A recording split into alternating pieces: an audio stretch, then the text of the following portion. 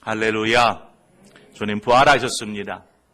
우리가 함께 사망과 모든 어둠의 권세를 이기시고 우리를 묶고 있는 모든 죄의 결박을 부시며 부활 승리하신 우리 하나님께 우리 감사와 영광의 박수로 우리 올려드렸으면 좋겠습니다.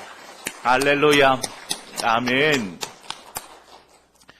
그동안 코로나19로 인해서 교회에 모여서 예배 드리지 못하다가 부활 주일을 맞이하여서 함께 예배 드리게 됨이 참 기쁘고 감격스럽습니다. 그동안 잘 지내셨습니까? 우리 옆 사람과 함께 인사를 좀 나누죠. 잘 지내셨습니까?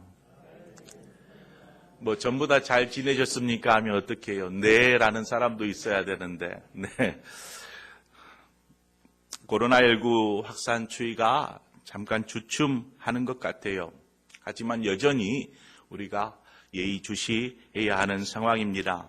그래서 우리 교회는 예배 드리기 위한 안전한 환경을 위해서 또 나름 만반의 준비를 하고 있습니다. 오늘도 아침 일찍이 우리 장로님들 일찍 나오셔가지고 우리 예배당 이 소독도 다시 하고 금요일 날 이제 구청에서 오셔서 하셨는데 또다시 오늘 아침 일찍이 또 소독을 하였습니다. 지금까지 가정에서 동영상으로 예배를 드린다고 하지만 아마 그러셨을 거예요. 온전하게 준비해서 드리기가 쉽지 않았을 것이라고 보여집니다. 우리가 신앙의 긴장감을 잃어버리면 신앙생활이 쉽게 해이해집니다. 그래서 동영상을 통해서 예배 드린다고 하는데 그 전에 준비해서 교회에 와서 예배 드리고 이렇게 했을 때와는 분명히 우리의 신앙의 모습이나 우리의 영적인 상태나 이러한 부분들이 해이해져 있을 거라 보여집니다. 그럼에도 열심히 각 처에서 가정에서 기도하며 예배하며 힘써 주신 것을 감사드립니다. 혹 이렇게 우리의 긴장감을 잃어버리고 신앙의 모습이 해이해졌다라면 그러한 분이 계신다라면 우리 부활절을 기점으로 해서 우리의 신앙의 자리를 회복하는 그러한 시간이 되시기를 바랍니다. 우리가 예수님을 믿는다라고 할 때의 이 믿음은 바로 예수 그리스도의 고난과 부활을 믿는 것을 말합니다. 주님의 죽으심, 곧 십자가의 고난이 우리에게 주는 의미가 무엇일까요? 십자가의 고난은 우리의 죄를 주님께서 대신 감당하신 것을 뜻합니다. 우리가 지은 죄로 인해서 우리가 그 죄값을 우리가 치러야 될 죄의 대가를 주님께서 십자가를 통해서 대신 감당해 주신 것입니다. 이것을 대신 속량해 주었다 이렇게 해서 대속이라고 이야기합니다. 에베소서 1장 7절에 우리는 그리스도 안에서 그의 은혜의 풍성함을 따라 그의 피로 말미암아 속량 곧 죄 사함을 받았느니라. 십자가의 고난은 바로 죄 사함을 의미합니다. 자, 그러면 부활의 의미는 무엇일까요? 예수 그리스도의 부활은 모든 인생이 죽을 수밖에 없는 바로 죽음의 권세 아래에 있고 또한 이 죽음을 이용해서 왕노릇하고 있는 사탄과 모든 어둠의 권세를 물리치시고 주님께서 부활 승리하셨음을 의미합니다. 히브리서 2장 14절과 15절 말씀인데요. 좀 이해하기 쉽게 표준 세번역으로 제가 읽어드립니다. 이 자녀들은 피와 살을 가진 사람들이기에 그도 역시 피와 살을 가지셨습니다. 그것은 그가 죽음을 겪으시고서 죽음의 세력을 쥐고 있는 자, 곧 악마를 멸하시고 또 일생 동안 죽음의 공포 때문에 종노릇하는 사람들을 해방시키기 위함이었습니다. 그렇습니다. 부활은 주님께서 모든 사망과 어둠의 권세를 이기시고 승리하셨음을 선언하는 것과 같습니다. 오늘은 우리가 주님의 고난보다 주님의 부활에 좀 더 초점을 맞추려고 합니다. 자, 그렇다면 주님의 그 부활이 오늘을 사는 저와 여러분에게 어떠한 의미가 있습니까? 주님의 부활이 사망과 어둠의 권세를 이기시고 승리하셨다라는 것과 그것이 우리의 삶에, 나의 삶에 어떠한 의미가 있느냐? 주님의 부활이 이것을 오늘 찾아가는 시간, 알아가는 시간이 되었으면 합니다. 자신들을 이끌어 주시던 또 인도해 주시던 주님, 그 주님이 항상 함께 하셨습니다. 언제나 함께 하셨습니다. 그런데 그 주님이 십자가에 달려서 죽으신 것입니다. 십자가의 사건이 제자들에게 주는 그 충격은 이루 말할 수 없었을 것입니다. 머릿속은 이미 백지 상태가 되어버렸고 이전에 주님이 하셨던 말씀들은 전혀 생각나지도 않고 오직 두려움과 공포에 사로잡혀 있는 제자들의 모습을 우리는 보게 됩니다. 여러분, 지금 제자들의 모습을 보면 그 제자들의 모습에서 무엇을 여러분 기대할 수 있습니까? 두려움과 공포 가운데 사로잡혀서 망연자실해 있는 그러한 제자들의 모습에서 무엇을 기대할 수 있을까요?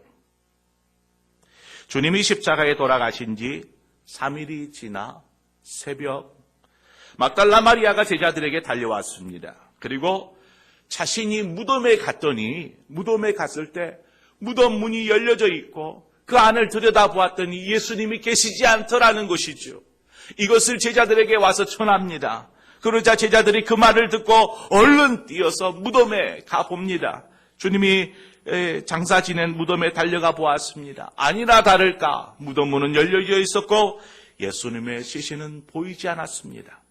자, 그러면 이때에 제자들이 주님이 부활하셨구나. 주님이 부활하셨구나. 이렇게 생각했으면 얼마나 좋았을까요? 제자들은 그렇게 생각하지 못했습니다. 오히려 더 큰 충격과 공포에 휩싸입니다.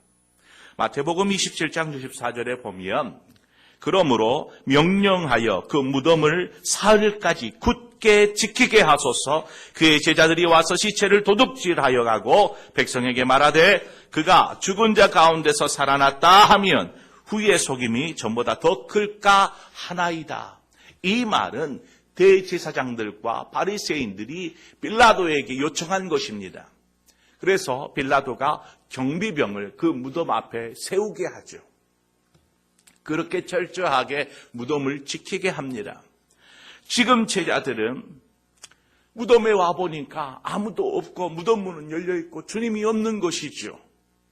예수님이 잡혀서 십자가에서 죽으신 후에 자신들도 혹 잡혀가지 않을까 두려웠습니다.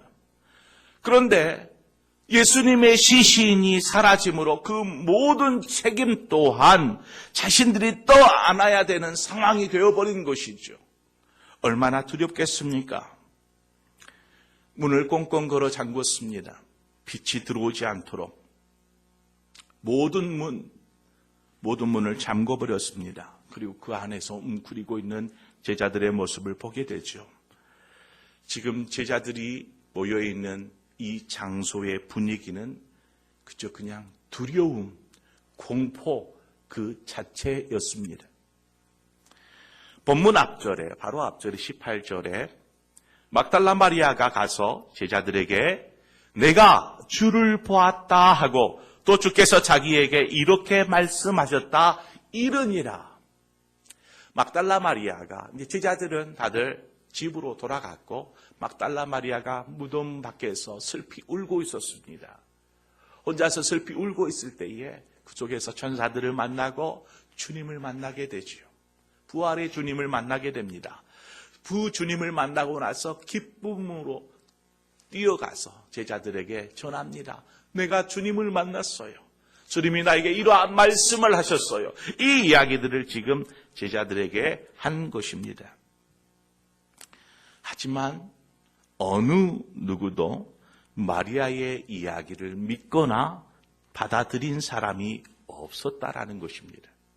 그저 그냥 뭔가에 사로잡혀 있는 사람처럼 아무 소리도 들리지 않는 것입니다. 아무리 목이 터져라 복음을 외쳐도 마음이 닫혀 있으면 들리지 않는 것입니다. 다른 것에 사로잡혀 있으면 들리지 않는 것입니다. 여러분, 옆 사람과 어떤 사람과 대화를 하다 보면 이렇게 딴 생각을 하잖아요. 설교를 듣는데 딴 생각하고 있으면 상대방이 무슨 말을 하는지 압니까? 모르지요. 알 수가 없지요. 그렇습니다. 무슨 말을 들었는지 알 길이 없는 것입니다. 뭔가에 사로잡혀 있는, 엉뚱한 생각에 사로잡혀 있는 것입니다. 주님을 만난 당사자인 마리아, 기쁨과 감격 가운데 제자들에게 이야기하지만 듣지를 못하는 것입니다. 왜 못 듣는 것일까? 제자들은 지금 두려움에 사로잡혀 있었기 때문입니다. 그렇게 시간은 흘러 저녁이 되었습니다. 놀라운 일이 벌어졌습니다. 여전히 문은 다 잠궈져 있고 그 안의 분위기는 그저 공포뿐이었습니다. 불안뿐이었습니다. 그런데 이 제자들이 모여있는 그 장소에 부활하신 주님이 직접 찾아오셨습니다. 그리고 제자들에게 이야기하죠. 너희에게 평강이 있을지어다. 첫 마디였습니다. 불안과 두려움, 공포, 그것 때문에 어떻게 하지 못하고 있는 그러한 제자들에게 너희에게 평강이 있을지어다. 주님 말씀하시죠. 그리고 나서 손과 옆구리를 제자들에게 보여주십니다. 그제야 제자들이 깨닫습니다. 아, 주님이 부활하셨구나. 주님이 살아나셨구나. 이들을 옥죄고 있던 모든 두려움이 떠나가고 이들의 마음의 평강이, 기쁨이 충만해지는 바로 그 시간이었습니다. 주님을 만난 그 시간. 부활의 주님을 만나야 하는 이유, 바로 여기에 있습니다. 우리의 삶에 우리를 결박하고 있는 모든 두려움과 공포와 절망과 아픔으로부터 벗어나기 위해서 우리는 주님을 만나야 하는 것입니다. 혹 여러분의 삶에 두려움이나 염려나 고통이나 아픔이 여러분들을 꼭 붙잡고 있습니까? 아무런 희망도 소망도 찾지 못하고 그저 그냥 움츠려 들어 있지 않습니까? 만약에 그렇다면 부활의 주님을 만나십시오. 부활의 주님을 만날 때에 우리 안의 기쁨이 회복되어질 것입니다. 우리의 삶의 평안과 기쁨을 회복하기 위해서 우리는 부활의 주님을 만나야 합니다. 주님의 부활은 우리가 믿는 믿음이 헛된 것이 아님을 분명하게 말하여 주고 있습니다. 우리는 예수 그리스도의 부활을 통해서 용기를 얻고 기쁨을 회복하며 다시금 소망을 붙잡고 일어서서 한 걸음 믿음으로 행진해 나아가게 됩니다. 주님은 자신의 손과 옆구리를 제자들에게 보여주셨습니다. 그리고 나서요, 다시 한번 재차 너희에게 평강이 있을지어다 이렇게 말씀하시죠. 앞서 말씀하신 이 평강이 있을지어다, 그것은요, 제자들의 그 마음, 두렵고 떨림으로 있는 그러한 제자들의 마음에 평강을 선포하시는 것입니다. 너에게 평강이 있을지어다. 평안하라. 재차 뒤이어서 나오는 너에게 평강이 있을지어다. 여기에서의 평강은 사명을 위한 평강입니다. 뒤이어서 나오는 21절 중반 이하에 뭐라고 하냐면 아버지께서 나를 보내신 것 같이 나도 너희를 보내노라 말씀하시죠. 주님께서 제자들을 부르실 때에는 분명한 목적을 가지고 부르셨습니다. 어부였던 제자들, 또 여러 가지 직업을 가지고 있었죠. 세리도 있었고요. 이러한 제자들을 맨 먼저 부르실 때에는 분명한 목적을 가지고 있었습니다. 즉, 이 부르심을 받은 제자들에게는 분명한 사명이 있다라는 것입니다.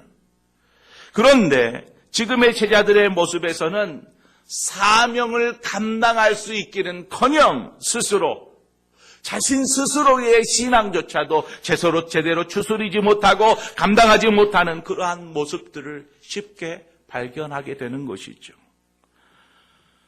부활의 주님을 만나야 하는 두 번째 이유입니다. 그것은 무엇이냐면 주님께서 제자들에게 너에게 평강이 있을지어다 하시면서 사명이 무엇인지를 분명하게 말씀하여 주시죠. 내가 너희를 보내노라. 그래서 주님을 만나야 하는 두 번째 이유는 우리의 사명이요, 또 우리의 삶의 목적을 바르게 세우는 것에 있다라는 것입니다. 그러기 위해서라도 우리는 부활의 주님을 만나야만 합니다. 주님께서 낙심해 있는 제자들을 회복하셔서 다시금 사명자로 세우시고 또 파송하시는 것을 보게 됩니다. 사명을 감당하다 보면 숱한 어려움들을 겪게 됩니다.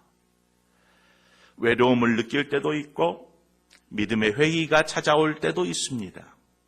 이처럼 마음 가운데 평강은 사라지고 혼란과 두려움이 찾아오는 것이죠. 이러한 때에 부활의 주님이 주시는 평강이 우리의 마음을 다스리도록 해야 합니다.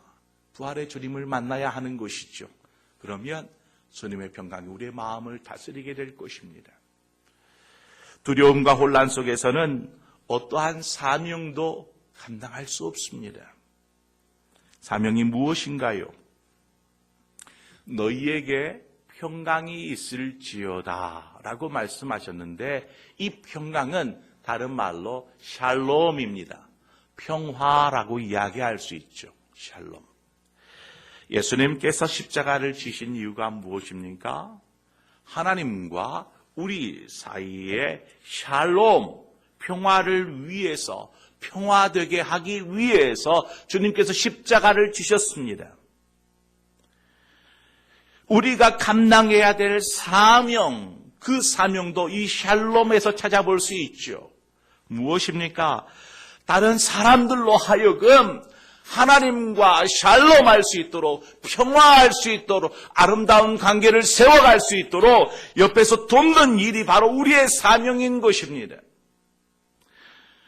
에베소서 2장 16절에 17절 말씀을 보면 십자가로 이 둘을 한 몸으로 하나님과 화목하게 하려 하심이라. 원수된 것을 십자가로 소멸하시고 또 오셔서 먼 데 있는 너희에게 평안을 전하시고 가까운 데 있는 자들에게 평안을 전하셨으니 주님이 하신 일입니다. 주님께서 제자들의 마음을 회복하시며 다시금 사명을 분명하게 하신 이후에 파송하시죠.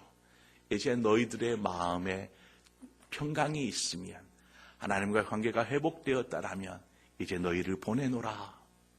그리고 어떻게 하는 것이죠? 다른 사람들, 두려워 떨고 있는 사람들, 주님과의 관계가 어그러져 있는 사람들에게 가서 평안을 선포하는 것입니다. 바로 이것이 우리의 사명인 것이죠. 파송과 함께 주님께서 숨을 내쉽니다. 후 하시면서 숨을 내쉬면서 뭐라고 하십니까? 성령을 받으라 말씀하시죠. 이는 사명을 감당하는 자에게 너무나 중요한 의미가 있습니다.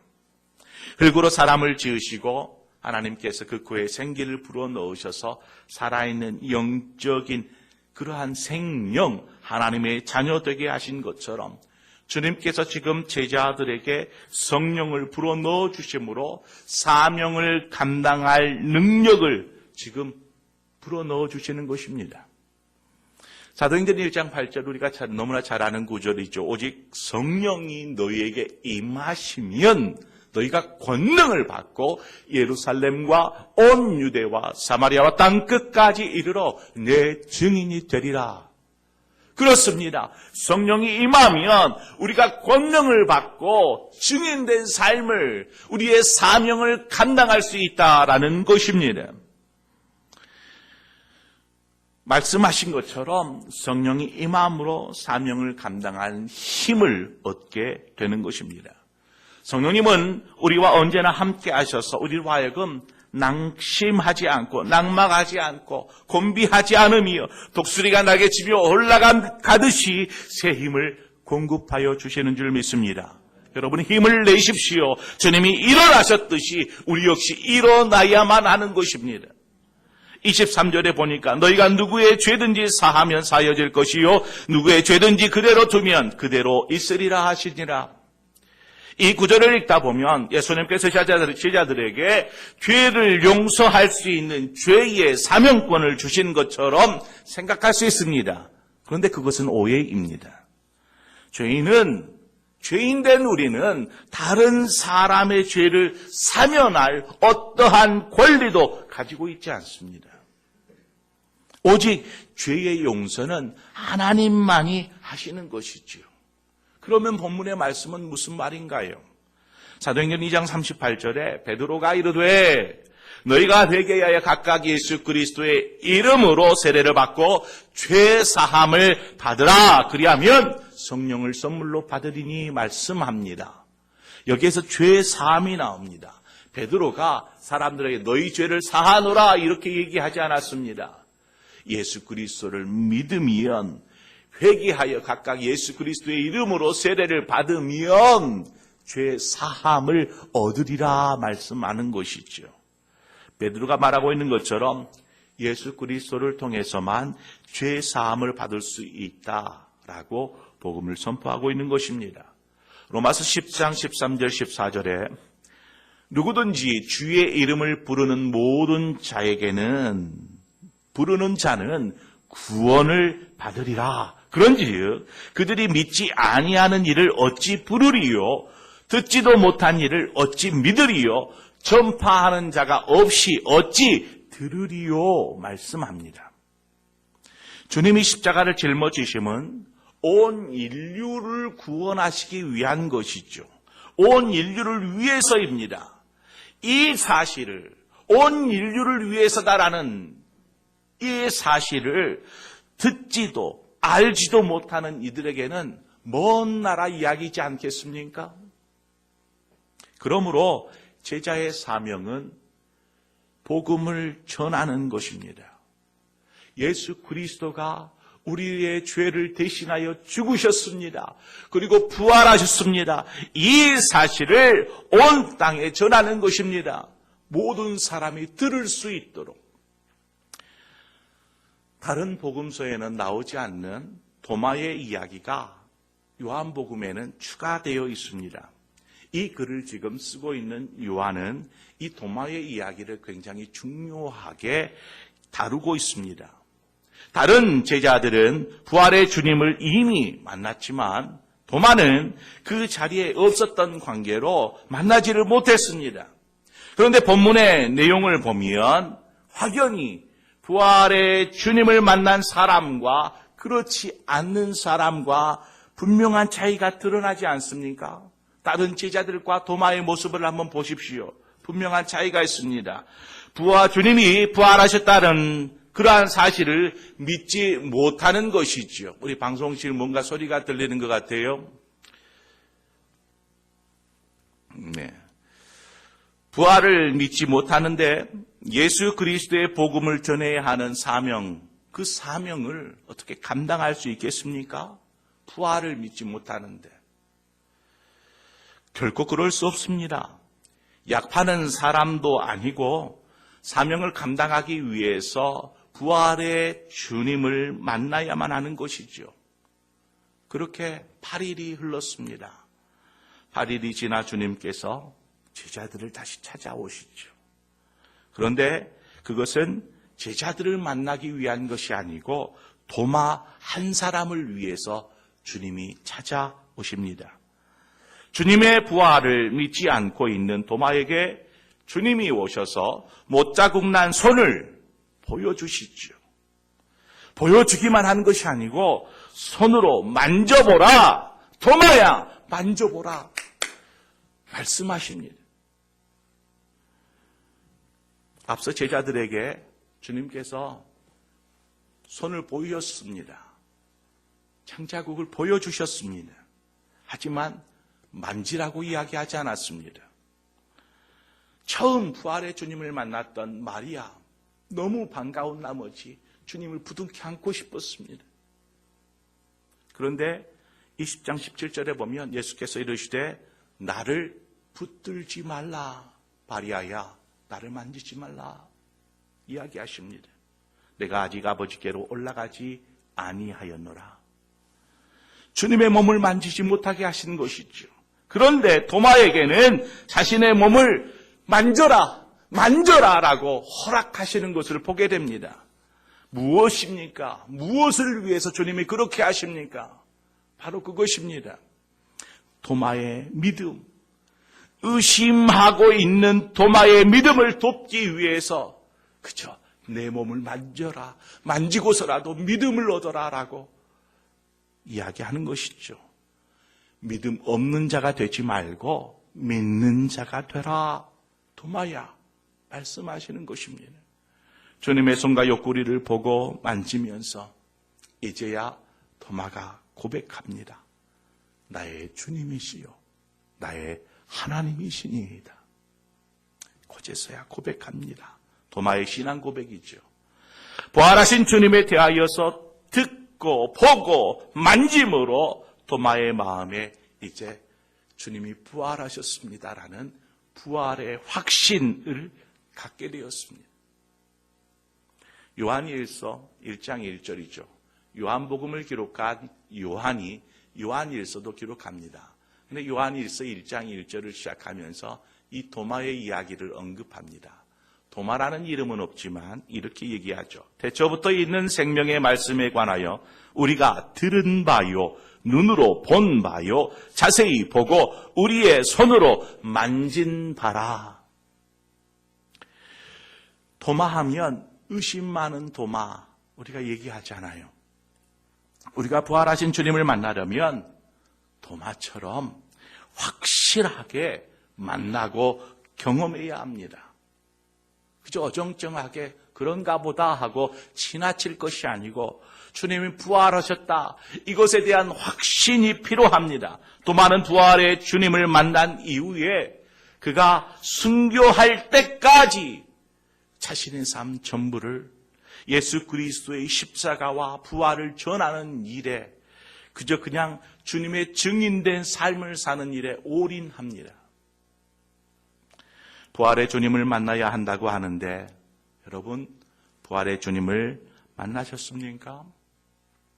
환상 가운데 꿈속에서 주님을 만나보았다라고 이야기하시는 분도 있습니다. 오늘을 사는 우리는 살아계신 주님을 눈으로 직접 본 적도 그분의 목소리를 들은 적도 없습니다. 십자가에 달리신 주님을 옆에서 보지도 못했고 부활하신 몸을 본 적도 만진 적도 없습니다.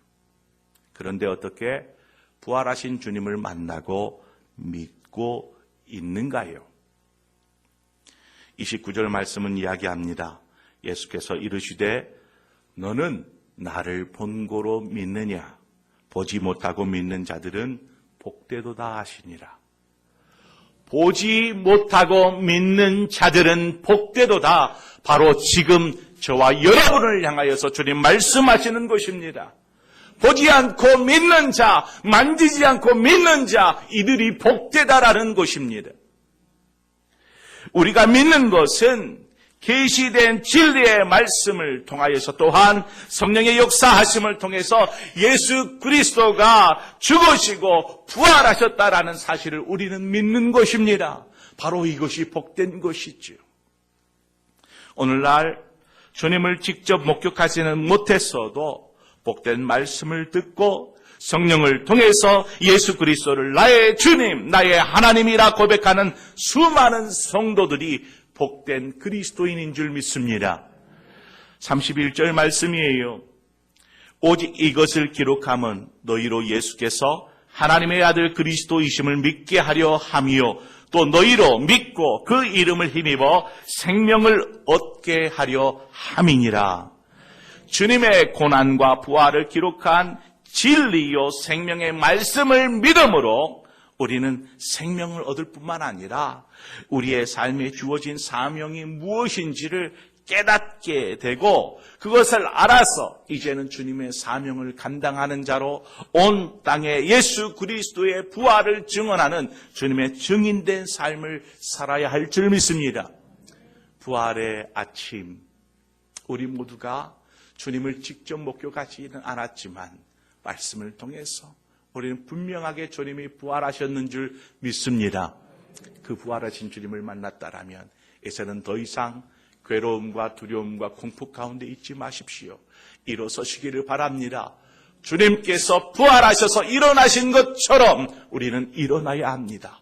그리고 이 땅에 어떻게 살아가야 될지 막막하십니까? 하지만 주님께서 저와 여러분을 인도해 주시는 줄 믿습니다.